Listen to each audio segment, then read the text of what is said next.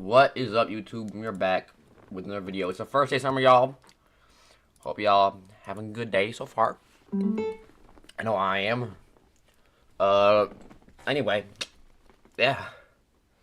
I haven't streamed in a minute though, like probably like 2 days, because I've been doing stuff for my friends and stuff for that end of the year.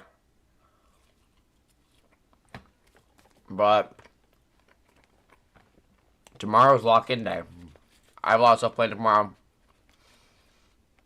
Thankful for that, bro. I also spent like half the day today cleaning, bro. The room is looking a lot better than it was before, somehow. I don't know why, I was just in the random mood to start cleaning, bro. I cleaned more longer than I should have, bro. I mean, I don't know. What are we feeling to watch today, though? This video page is very fresh.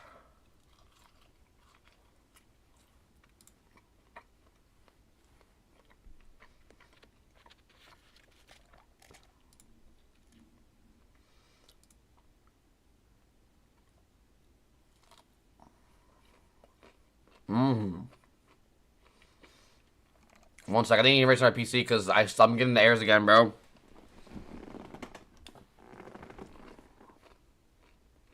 Yeah, bro. Is my thing working? Is my thing...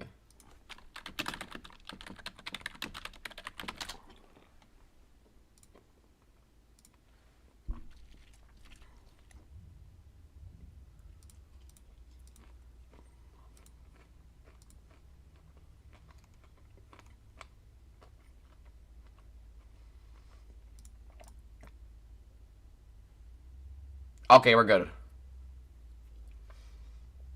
I just said poor thing for a second. I don't know why that happened, bro.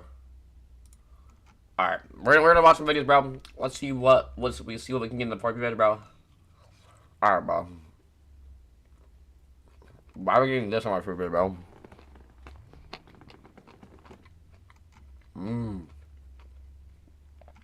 One sec. What we feeling like watching, bro? I kind of want to watch this, bro. I've never actually seen the top 10. 24 minutes, not bad long. I think. Watch it, bro. To Wix Harmony, where you and AI work together to build a unique brand. For almost 75 years, the FBI's top 10 most wanted list has helped bring down some of the nation's most dangerous criminals. As for what makes the list special, it only features criminals that the FBI deems to be especially serious. I got why is my thing inversed?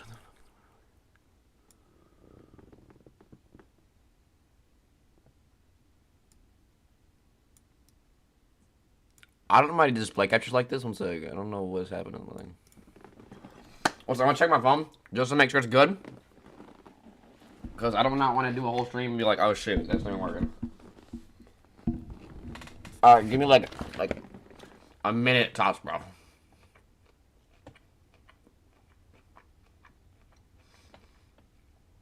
Oh, it's working. Okay, we're good. With us, High Fox.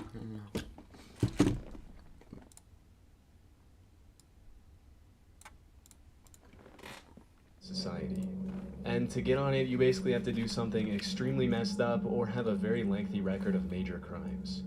The story behind the list goes that back in 1949, a reporter asked the FBI to list out the 10 toughest guys that they were trying to catch so they could ask the public for help.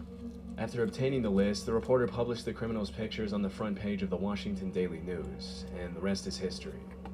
Since then, the FBI has been able to catch almost 500 wanted fugitives thanks to public tips. These are the current criminals on the list. Thank you, bro. Got the market, bro. By Patel. On April 12th, yes, bro. I had to clean it there, bro. Camera captured 2 Dunkin' Donuts employees, one male and one female, walking towards the shop's back room at around 9:30 p.m. before disappearing from view.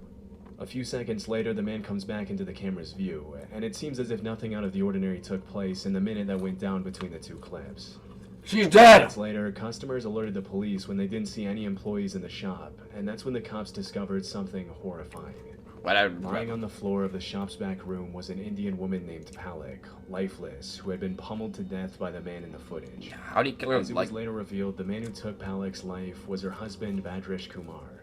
Yo, what? As the authorities later learned, the couple had been through a series of major arguments in the months leading up to that day. According to court documents, the two of their visas were about to expire in a few weeks.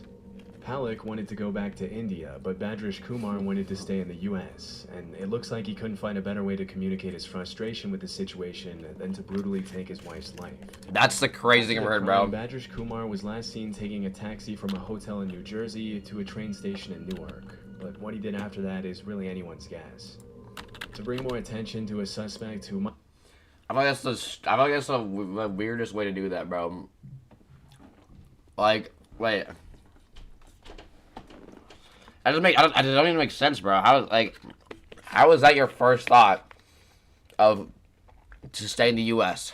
I mean, technically, because you go to prison for that. Al?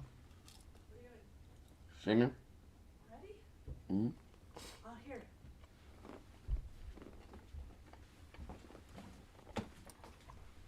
Thank you. Thank you, Madre. You're welcome, Sundre.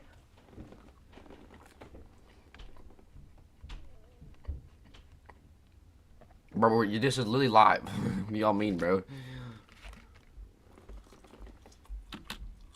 walk away scot-free, the FBI placed him on the most wanted list. As of today, there's a $250,000 reward to bring the suspect into custody. Oh, he's not in custody Years yet? After the crime, it looks like that won't happen anytime soon. Dang. Alejandro Rosales Castillo. The youngest suspect on the most wanted list, 26-year-old Alejandro Rosales Castillo, has been on the FBI's radar for more than 8 years. In 2016, he shot his female co-worker Sandy Lee in a wooded area in Cabarrus County, North Carolina. A few days later, the female victim's car was located at a bus station in Phoenix, Arizona. As Yo! the authorities later found out, there were multiple people Thank you, involved in the Orange. case, with the main ones being the victim, a woman named Amia Feaster, and Alejandro himself, all of whom worked together at a restaurant in Charlotte. During the What did she do though, bro? investigation, the cops learned that Sandy Lee and Alejandro had briefly dated, and after their breakup, Castillo started dating his other coworker, Amia Feaster. According to court documents, Sandy Lee had apparently lent some money to Alejandro, and on August 9th of that year, he texted her to meet up with him at a Quick Trip located on Eastway Drive in Charlotte, claiming that he was going to pay her back. Disturbingly, that's when Castillo This is the FBI's 10 most wanted explained, bro. decided to rob her at gunpoint, take her life, and flee to Mexico. In an eerie clip of CCTV footage that was later released by the authorities, the suspect can be seen crossing the Mexican border through Nogales, Arizona, along with his girlfriend Amia. How do you even do that, bro? I thought it was like stupidly hard to cross the border. A couple of months later that same year, Basically, this is FBI's most wanted people that never got caught. I generally don't know how, I don't know how that's possible though. How did you, I thought it was like really, really hard to escape the border. turned herself into the authorities in Mexico and was charged with accessory after the fact of felony murder and larceny of a motor vehicle. Based on her testimony, she and Alejandro had been staying with the killer's cousin. At some point, Castillo had once again disappeared with no explanation, and that's when she decided to turn herself in. As of 2024, the FBI has no further clues that could lead to Castillo's arrest. Right now, all they know is that he's probably still living in Mexico. Oh, that's crazy, bro. It was like, I thought it was like really, really hard to escape the border, bro. Last time he was seen, he wore his hair short and shaved on the sides, but that's pretty much all they have to go on. As of today, there's still a $250,000 reward out for his arrest, but there have been no further updates on his case. Before we move on, I wanted to take some time to talk about this video's sponsor, Bro. which has become a really big deal lately because hackers may have just stolen the social security numbers of every American. Hackers don't just number is constantly give you up to 5 more. I get this all in. My bad, but Whoa. bro, isn't ad after that, The bro? budgeting app in Base 44. Guys, Nina just built a Really? 3,000? It's kind of crazy. Ruja Ignatova. In 2016, the Bulgarian entrepreneur Ruja Ignatova stepped on stage in a beautiful red dress at the Coin Rush global event in Wembley, London to talk about her vision for the future of her crypto company OneCoin. During the presentation, she claimed that in 2 years, everyone would forget about Bitcoin and that OneCoin would dominate the crypto world as the one true cryptocurrency. Oh, she scammed like a billion people, bro. Excited, applauding investors knew that they were stepping into what was later described by the New York Times as one of the biggest scams in history. For several years, Ruja, or the crypto queen as she's known nowadays, promised her buyers a 5-fold and even 10-fold return on their investment in OneCoin. Normally, these kinds of claims are an immediate red flag, but because the entire world was scrambling to get on the crypto act... What's that? Is that legal though? I thought that hyping a coin up and like having it just fail was just like... Is that right? Is that like, I thought like stuff like that, like rug pulling and stuff was like still legal somehow.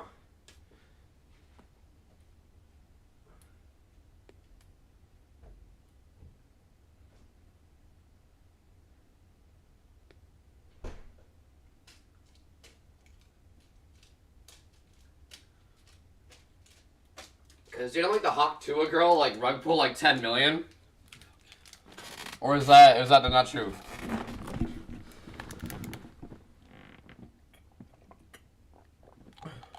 No, because I remember something like that, bro.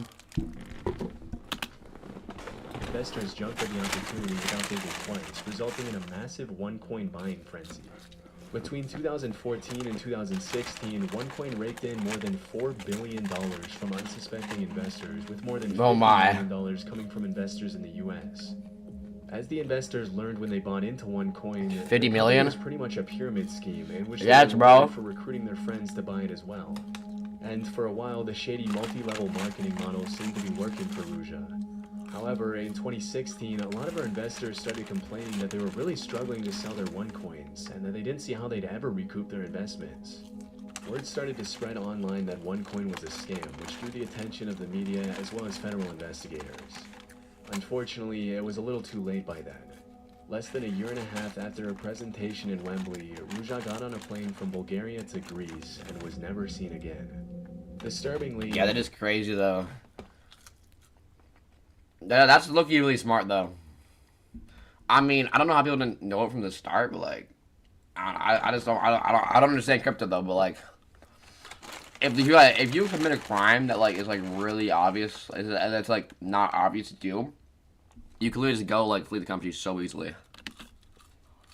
A bunch of really messed up emails written by Ruja were leaked by federal investigators in which the crypto queen made it more than clear that she knew she was scamming people out of their hard-earned money from the very start. In some of her emails, she admitted that the company wasn't actually mining any coins, that her coin was trash, and that her investors were idiots for trusting her. In one of her emails, she proposed an exit strategy to her partner Carl Greenwood, which consisted of taking the money, running away, and blaming somebody else for the whole thing.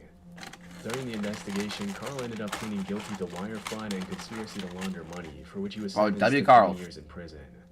As it was later revealed, the FBI had been onto Ruja long before she fled from Bulgaria, even recruiting her American boyfriend to look into her company's practices for them. After learning about her extremely sketchy business practices and her grand scheme to steal billions of dollars from investors all around the world, she was charged with wire fraud, money laundering, and securities fraud. This promptly landed her a spot on the FBI's most wanted list, becoming only the 11th woman to earn that distinction. Looking into her past that is crazy, bro. As to what could have influenced Ruja to do something so nefarious, federal investigators found some pretty interesting stuff. As it turns out, Ruja was fluent in 4 languages, was extremely intelligent, once had a job at a high-ranking consulting firm, and had been obsessed with fashion and maintaining her image from a very young age. I feel like if you pull something like this and have to leave the country, what's like, I don't know, like, I don't even know, because, like, you wouldn't be able to, like, spend the money, like, a lot, like, you wouldn't really use the money like crazy, because you always need, like, track and stuff. Like, if you start dropping this, like, crazy money in other countries, they're gonna figure out really fast. It was only with the benefit of hindsight that prosecutors were able to clearly see how she used all these qualities to carry out her malicious plans. Unfortunately, it doesn't look like the FBI will find her anytime soon. It's been rumored that after fleeing the country, the crypto queen may have drastically altered her appearance with plastic surgery, and is believed to travel with armed guards at all times. Disturbingly, there have also been several allegations that she was murdered by an accomplice, but this hasn't been proven. If she is still alive, the FBI suspects Ruja is traveling on a German passport to the United Arab Emirates, Bulgaria, Germany, Russia, Greece, and multiple countries in Eastern Europe. Russia? I thought you literally couldn't get in Russia. I thought that was like true. I don't know. Considering how elusive she's been since her disappearance almost 8 years ago, it's unlikely the FBI will ever find out what became of Ruja Ignatova after pulling off one of the largest financial scams in history. You're using AI every day, but you're leaving. Oh my God, on the bro. table. Here's the fix. Next time you Stop open with the ads, bro. ChatGPT, don't type your. Arnaldo Jimenez. On May 12, 2012, Arnaldo Jimenez and his wife Estrella went out to celebrate their wedding in a black 2006 four-door Maserati. Less than 24 hours after the couple had said their vows, Arnaldo knifed his wife to And it's just like it's just explaining what the top 10's most wanted currently like did, and how they're still able to like be like escape, bro. death in the car, dragged her into the bathroom tub of her apartment in Burbank, Illinois, and disappeared without a trace. When Estrella didn't come back to pick up her kids at school the next day, her family called the cops, who ended up finding Estrella's remains still in her wedding dress in her bathtub. Immediately, a nationwide search for Arnaldo was launched, but by that time the suspect was long gone. During the investigation, it was revealed that Jimenez had reached out to a friend before fleeing and told him, "If anyone asks where I am, tell them I went to Mexico." Since then, the authorities have received multiple tips that Jimenez may have fled to Durango or Tamaulipas, Mexico, where he's believed to be hiding out with family members. I feel like, bro, like I know, like, why can you even spend that money in Mexico? Like, we're just gonna run now. Initially, a $100,000 reward was issued for anyone with information that could lead to his arrest. But 4 years after he was placed on the most wanted list, the FBI increased the reward to $250,000. Burbank police have stated that in the past 12 years, they've received hundreds of tips about Arnaldo's whereabouts, but none of them have led to anything significant. After the crime, Dang. investigators traced his phone and determined that he had traveled Hurry, from chat. Chicago to Tennessee, I then do to reach that, gang. Arkansas, and from there to Hidalgo, Texas, very close to the Mexican border. They were Bro, I unfortunately reach that, unable to gang. determine where he went after that. Police have also revealed that the car in which Arnaldo carried out his heinous crime was never found. If the suspect is ever caught, he'll be spending the rest of his life in prison for first-degree murder and unlawful flight to avoid prosecution. Wait, where'd he kill someone? But based on I got the confused analysis myself, the bro. last time he was seen, it's unlikely Arnaldo will ever pay for his atrocious crime. Vatel Ominison. As the leader of one of Haiti's largest and most violent criminal gangs, Craze Barry, Vatel Ominison, which do not let his name fool you, he is indeed not innocent, has terrorized the region Wow. for years, earning a spot on the FBI's Bro. most wanted list for his role in a string of brutal kidnappings and murders. In October 2021, he collaborated with the notorious 400 Mawozo gang to carry out the high-profile kidnapping of 17 Christian missionaries in Haiti. How do you get away from that, bro? If you, Disturbingly, 5 of the kidnapping victims were children, one as young as 8 months old.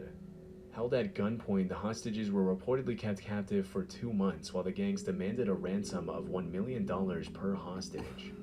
It was only after an anonymous donor paid an undisclosed sum to Craze Barry and 400 Mawozo that the missionaries were finally released. Based on court documents, Innocent and his crew ended up spending the ransom money on weapons. That same year, the Haitian president was assassinated, which caused Innocent's influence to grow exponentially in the chaos that engulfed the country. In the aftermath of the assassination, Craze Barry claimed new territories and expanded their ranks quicker than the cops could even keep track of. In 2023, Craze Barry boasted an estimated 600 members, many of whom were young children who were involuntarily recruited to serve Innocent's criminal organization. Almost exactly 1 year after the kidnapping of the how is there so much footage about him and he's not caught, bro? Christian missionaries, Craze Barry kidnapped 2 U.S. citizens under Innocent's orders, Marie Odette You Franklin too, Steven. and Jean Franklin. Unfortunately, one of the victims did not survive, while the other was held for a $300,000 ransom. Somehow, Innocent still managed to walk away scot-free. In April 2024, CNN released an interview where Innocent brazenly showed He's low-key tripped out, though. He's low-key tripped off out. his luxury home, which sticks out like a sore thumb in the extreme poverty. Yeah, how is he not caught, bro? Surrounded by gold-rimmed couches and chairs, Innocent explained to the reporter how he came to power. In the interview, he shamelessly blamed Haiti's corruption on the country's politicians, refusing to take any responsibility for his own actions. Interestingly, he also alleged that before becoming the leader of Cranesbury, he had once owned multiple legitimate Yeah, I could not be reported doing that stuff, bro. I would not do that, bro. businesses, including a hotel and a rental car company, but said his companies were destroyed by the government. According to multiple crime analysts, Innocent was once a political activist. Yeah, I'm before looking he at turned this to too. violent crime to maximize his influence. Back in the U.S., You gotta be hell locked in to actually watch this video, bro. I think I'll stop it right here. I'm watching something different, bro.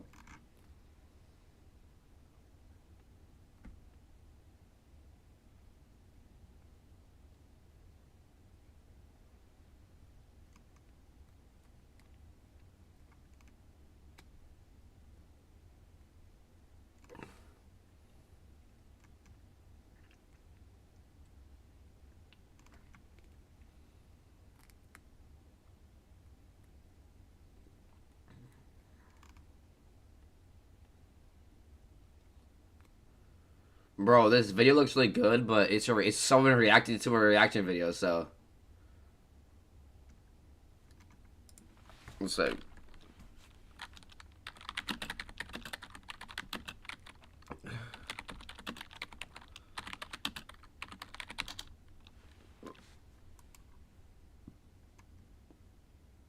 I don't watch this one. I've not watched this one. I saw this one, and I was like, yo, why is it literally inverted? One sec.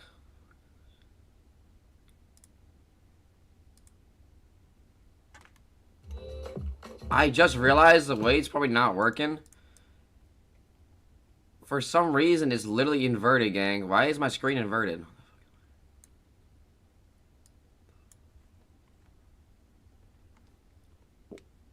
Bro, what?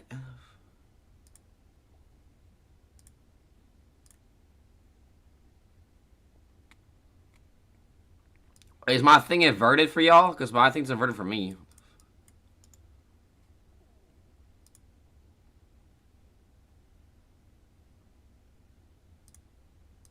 There we go.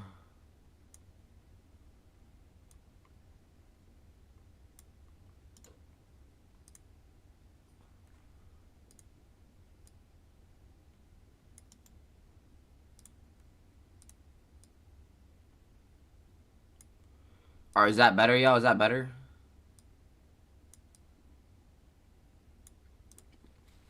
So watch this one first and then that's alright.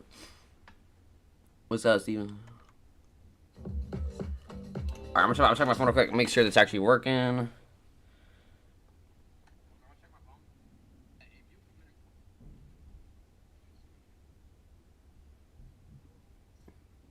Bro, my thing was actually inverted. It's crazy, bro.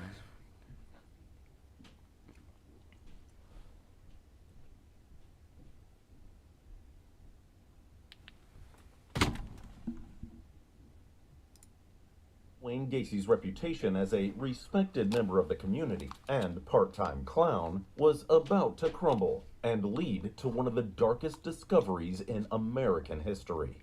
In December 1978, Elizabeth Peast immediately knew something was wrong. Her 15-year-old son, Robert, had gone out to talk to a local businessman about a summer job.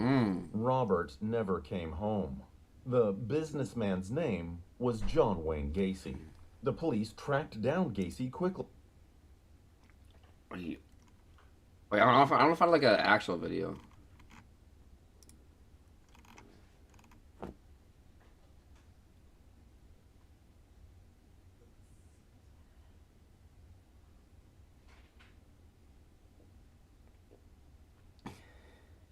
All these are like PowerPoint presentations.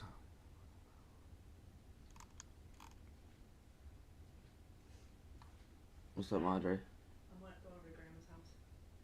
Alright. Am I on the stream right now?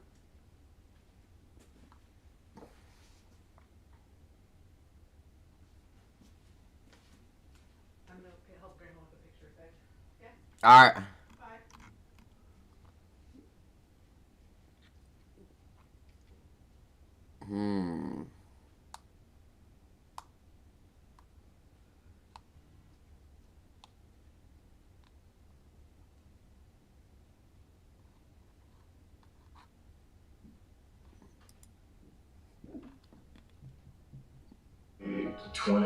September 1982. Samuel Little was on trial for 2 murders, but he was surprisingly acquitted. This proved to be a big mistake, as Little went on to become the most prolific serial killer in U.S. history. Wait, what? Here are the most famous serial killers of all time. Yeah, I think Dawn A was judge in in Miami today followed the jury's recommendation and sentenced Theodore Bundy to die in the electric chair for the murder of 2 co-eds. January 1974. Ted Bundy. I don't know why I thought Ted Bundy was from like the 1930s, bro. I'm not gonna lie. I thought he was from like. I never knew he was from the 70s, bro. Karen Sparks, marking the beginning of his downward spiral into a life of serial killing.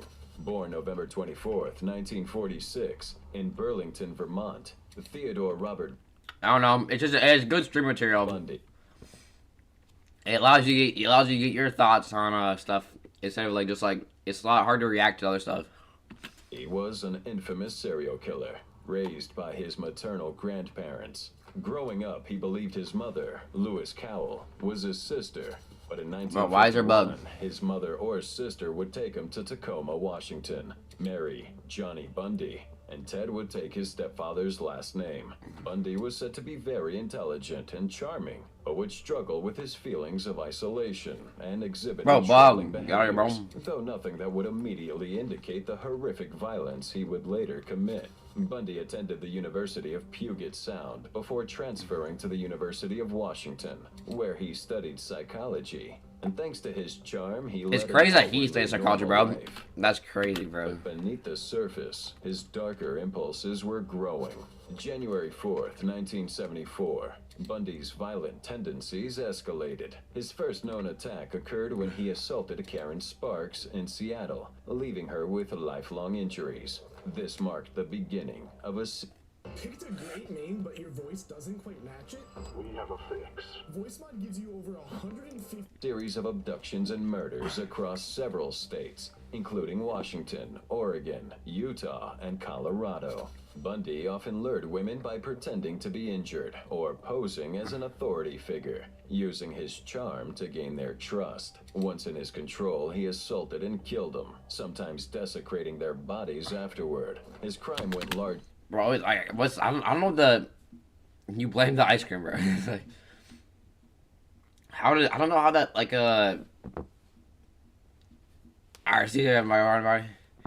it's crazy doing that for a hobby, bro. Like I don't understand, like I don't know what he's gaining by that. Noticed for a time as he carefully maintained a cool demeanor. But in August 1975, Bundy was arrested in Utah for failing to stop for a police officer. In his car, police found handcuffs, a crowbar, and other incriminating tools, marking the beginning of his downfall. And despite being in custody, Bundy managed to escape twice. The second escape on December 30th, 1977, allowed him to flee to Florida, where he would commit his final murders. January 15th, 1978, Bundy broke into the Chi Omega sorority house at Florida State University, brutally attacking 4 women and killing 2. At approximately 2:45 a.m., Ted Bundy entered the house through the rear door with a faulty locking mechanism. His first target was Margaret Elizabeth Bowman, who he bludgeoned with a piece of oak firewood as she slept, and then strangled her with a nylon stocking. Bundy would then move on to the next room, where he brutally beat Lisa Janet Levy, leaving her unconscious. The assault continued with strangulation, mutilation, and sexual assault with a hair mist bottle. In the adjoining room, 2 more victims, Kathy Kleiner and Karen Chandler, were also attacked. Kleiner suffered a broken jaw and deep lacerations, while Chandler endured a concussion, broken jaw, really lucky, bro, and a crushed finger. Miraculously, Chandler and Kleiner survived the ordeal, crediting their survival to the timely illumination of automobile headlights that would frighten the attacker away. And just a few weeks later, he abducted and murdered Kimberly Leach. But the wheels of justice were already... This is not violent at all. What are you talking about, bro? You're watching a guy, you're seeing that he used a stick of firewood to beat someone up and then strangle them, bro. You're just like, that's not violent? What do you mean?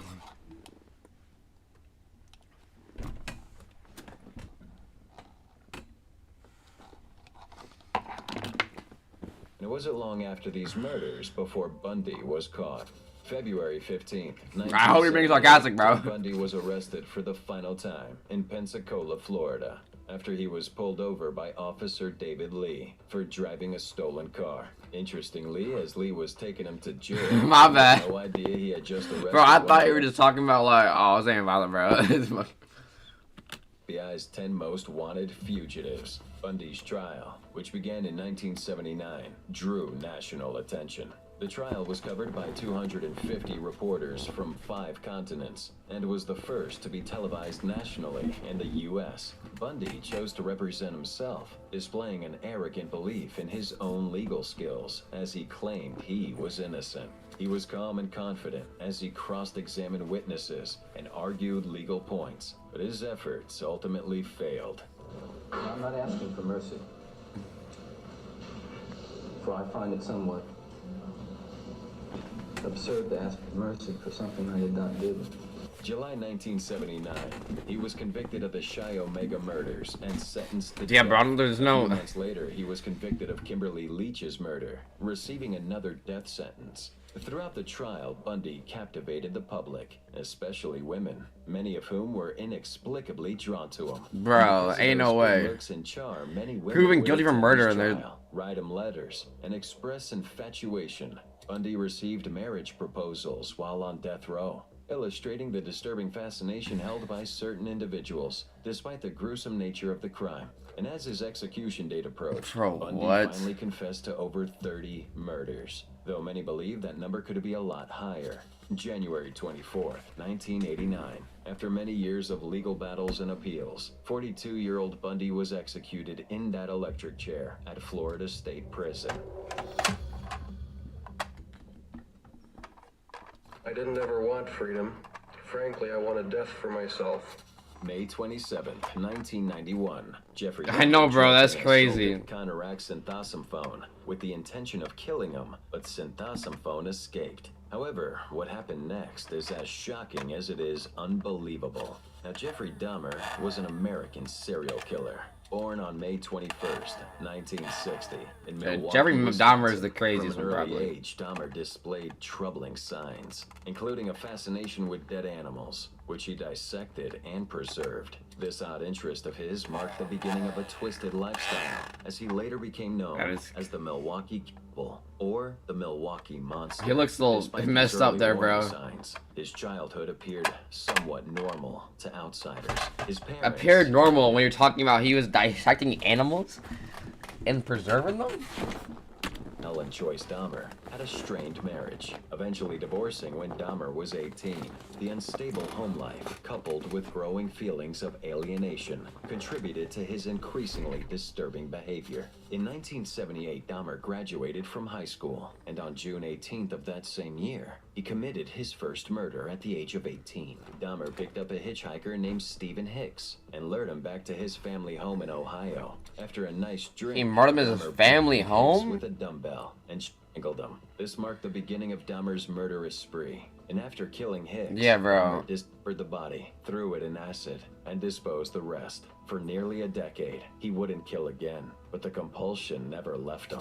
In the years following his first murder, Dahmer struggled to maintain a normal life. He briefly attended Ohio State University but dropped out due to poor performance. 1979, he would enlist in the U.S. Army, but his alcoholism led to a discharge 2 years later. By 1981, Dahmer was living with his grandmother in West Allis, Wisconsin, where his behavior would become even more erratic. He would be arrested in 1982 for indecent exposure, and again in 1986 for lewd and lascivious behavior, both incidents foreshadowing his later crimes. November 1987, That is Dahmer crazy, committed bro. his second murder. He met 25-year-old Stephen Toomey in a bar and lured him to a hotel room where Dahmer claimed to have no memory of the murder, waking up to find Toomey dead. He dismembered that body, disposed of the remains in a similar fashion to his first victim. Come, bro. This marked the start of Dahmer's escalation, where his killings became more frequent and brutal. Between 1987 and 1991, Dahmer murdered 15 more young men, luring them to his apartment with promises of money or alcohol. His method typically involved drugging his victims, strangling them, and then engaging in necrophilia. Dahmer also began experimenting with cannibalism, consuming parts of his victims to feel closer to him. His desire for control and possession extended to his attempts at creating living zombies by drilling into his victims' skulls and injecting acid in an attempt to subdue them without killing them outright. Bro, On May what? 27th, 1991, Dahmer What? came close to being caught when one of his victims, Konorak Synthosyphone, managed to escape. Dahmer had drugged and injured the boy, but he fled that apartment, where two women found him and called the police. When the police arrived, Dahmer convinced them that Synthosyphone was his adult lover, who had simply had too much to drink. The officers, Bro, not what? noticing the severity of the boy's injuries, returned him to Dahmer, who later killed him. You can imagine Yeah, how bro. many people L officers, bro. criticized the failure They of didn't even law look into enforcement. it, bro. July 22nd, 1991, Dahmer's final victim was 25-year-old Tracy Edwards, who he lured to his apartment. Unlike previous victims, Edwards managed to escape and flag down two police officers. He led them back to Dahmer's apartment, where they discovered photographs of dismembered bodies and other disgusting evidence of Dahmer's horrific crimes. Dahmer was Yeah, bro. arrested on the spot, and subsequent searches would reveal human remains, including How skulls. do they figure out the murder he did when he was 18 though? Did he confess to that, or did he just like? Because because it's been like, has it been like 20 years since that happened? Then at that point, Bones and preserved body parts. Oh, the sheer horror of what was found shocked the world. Dahmer confessed to 17 murders, detailing Oh, yeah, his he methods confessed, bro. with chilling detachment. That I did what I did not for reasons I have no clue, bro. of hate. I hated no one. I knew I was sick or evil or both. Now I believe I was sick. While his defense team attempted to prove his innocence on the ground of it. Why would your like defense team like try to defile your like? Why'd you try to defend him, bro?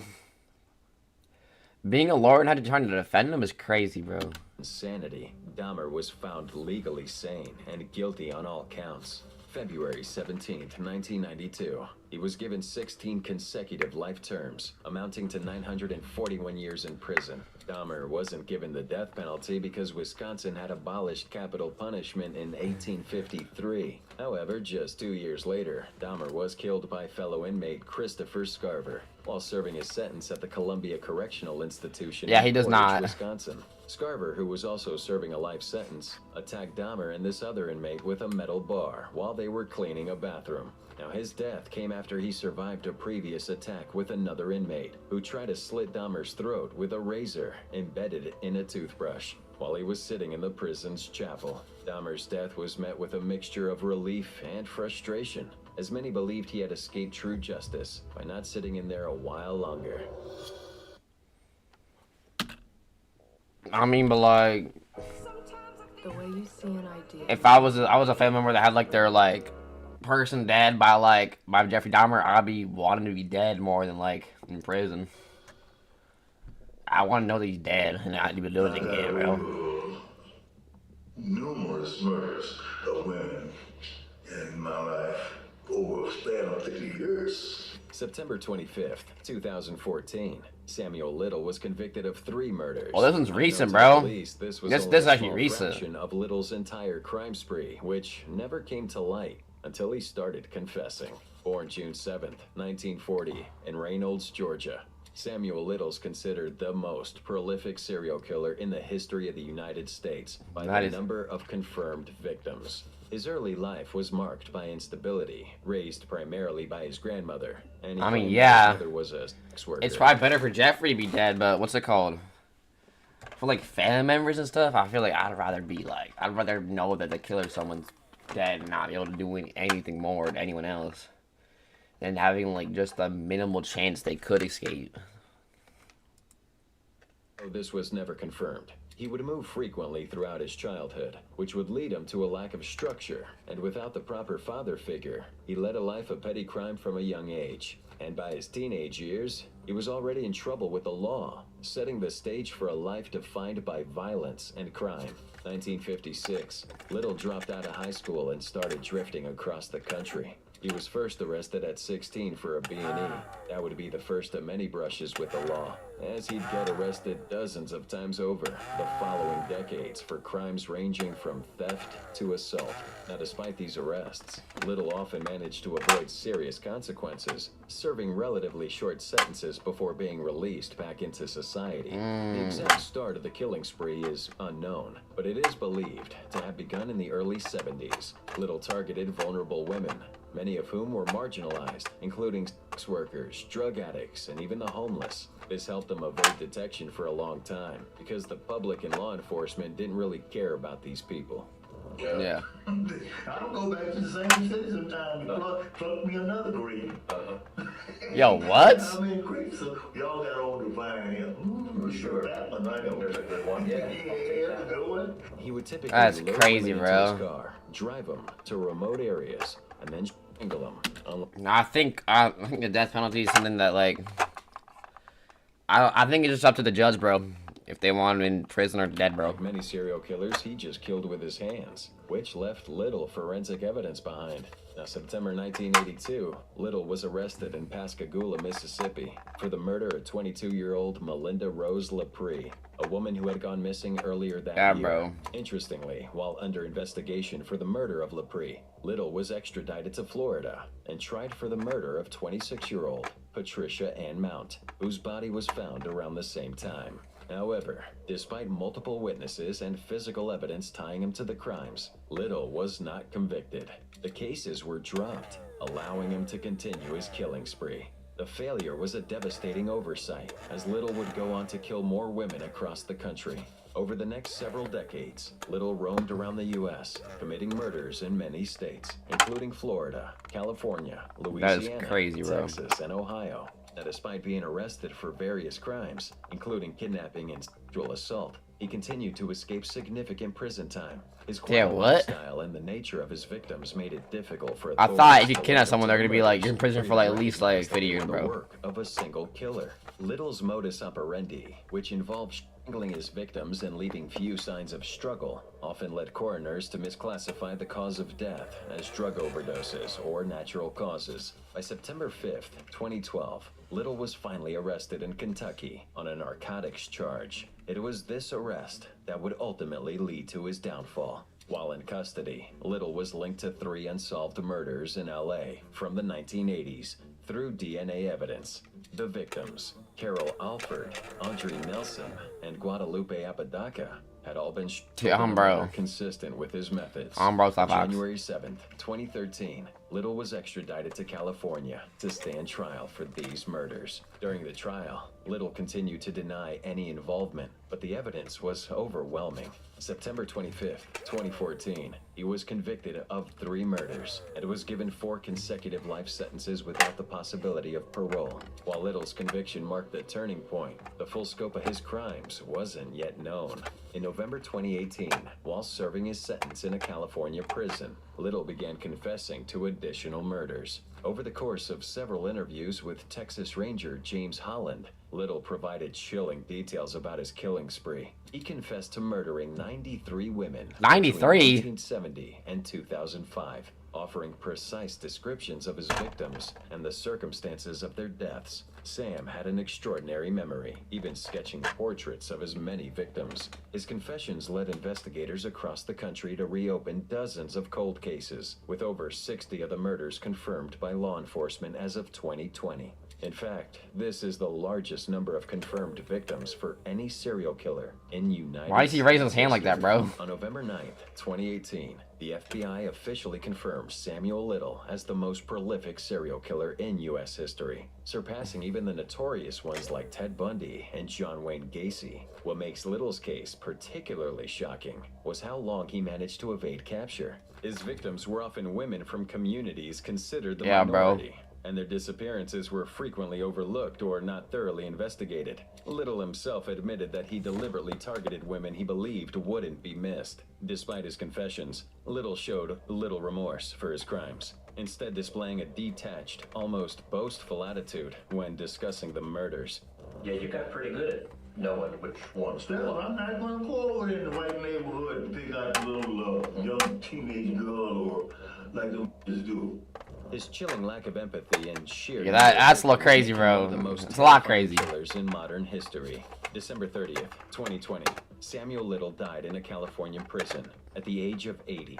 Although California Department of Corrections and rehabilitation sources indicate no cause of death, Little suffered from diabetes, heart problems, and other health conditions. Now his death brought an end to a reign of terror. Many of his victims might never be formally identified, and some cases remain unsolved. Samuel's ability to avoid justice for so long raised serious questions about the failures within law enforcement and the treatment of marginalized communities.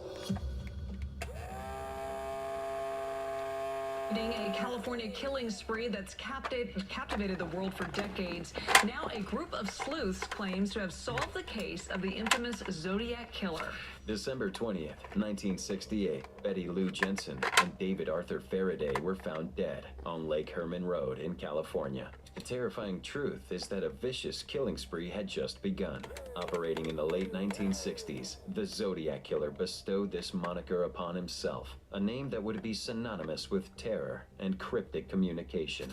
December 20th, 1968, Betty Lou Jensen and David Arthur Faraday had a date together and drove to Lover's Lane on Lake Herman Road in California. Around 11:05 p.m., an unknown assailant pulls up to the couple's car. Yo, thank you, Robert Tito, bro. You are the GOAT, bro. Parts of their car. I appreciate that, W. Robert, bro. Passenger door. But the situation took a deadly turn. W. Robert, bro. As Faraday tried to get out of the car behind Jensen, the assailant shot him in the head with a .22 caliber rifle. The horror didn't end there. The assailant then chased Jensen, firing 6 shots at her, hitting her in the back 5 times. He then fled the scene in his vehicle, leaving no evidence behind. What followed next was a series of taunting letters and cards, which the killer sent to local newspapers. In the letters, which often started with, "This is the Zodiac speaking," and signed with the crosshairs of a scope, the Zodiac Killer unleashed a wave of threats, promising further bloodshed and devastation unless his messages were published. Within these chilling correspondence, the killer embedded cryptograms and puzzles. Among the chilling proclamations was his declaration of collecting victims as eternal slaves for the afterlife. That is crazy, bro. A 50-year-old mystery was recently solved when a group of intellectuals decoded a message from the Zodiac Killer. December 5th, 2020, a breakthrough was made in deciphering one of the 4 mysterious codes created by the Zodiac Killer Dub Z340. In the decrypted message, the Zodiac explained that he wasn't afraid of the gas chamber, as he believed it would only send him to paradise sooner. After the team submitted their findings to the FBI, the decoded message unfortunately gave no further clues to the identity of Zodiac. While 2 of the 4 ciphers remain unsolved to this day, the cipher that has confounded investigators to this day is one he sent. Bro, ain't no way. Message. "This is the Zodiac speaking. By the way, have you cracked that last cipher I sent you? My name is..." And next was a sequence of 13 symbols, meticulously encoded and believed to represent his elusive identity.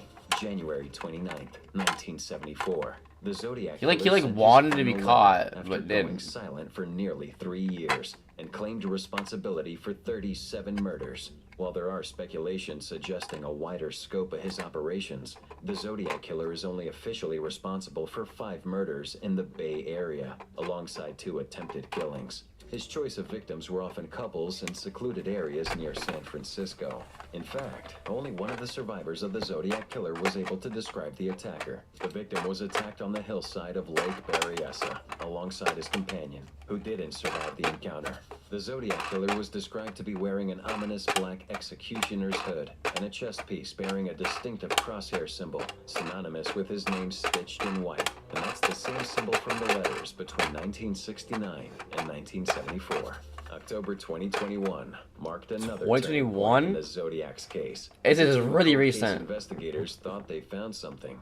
This team had 40 law enforcement professionals, journalists, and military intelligence officers believing they had really made a breakthrough in identifying the elusive Zodiac. The team, known as the Case Breakers, concluded that Gary Francis Post, an Air Force veteran who passed away in 2018 and resided in the Sierra foothills, was the culprit.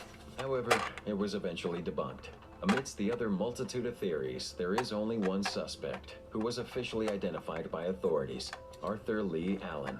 He was a former elementary school teacher and convicted sex offender who passed away in 1992.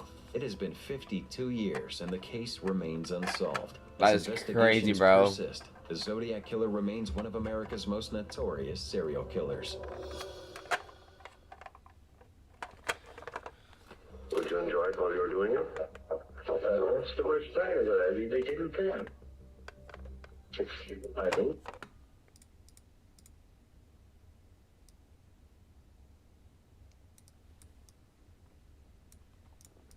I think chat.